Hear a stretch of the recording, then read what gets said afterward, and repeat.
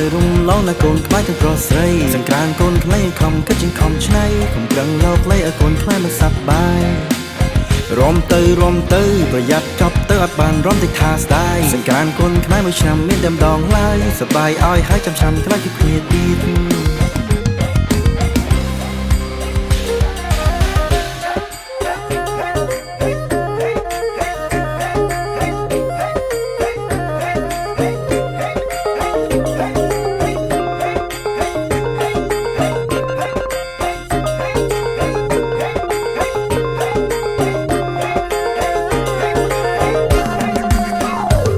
ស្វាគមន៍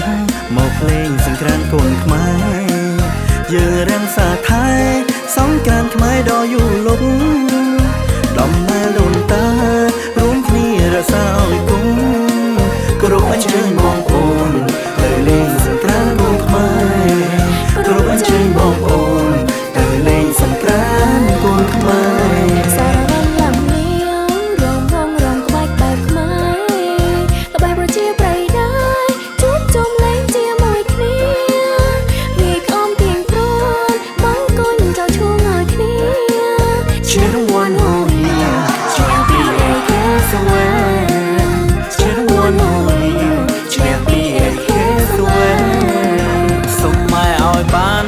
កុំខានសង្ក្រានកូនខ្មែរបរទេសគ្រប់សាសក៏អាចចូលរួមបានដែរបេះដូងជាខ្មែរចាំទទួលស្វាគមន៍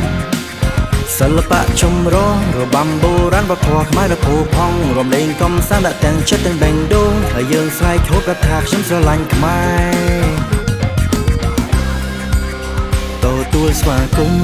មកលេងសង្ក្រានកូនខ្មែរយើងរាំងសាថៃសង្ក្រា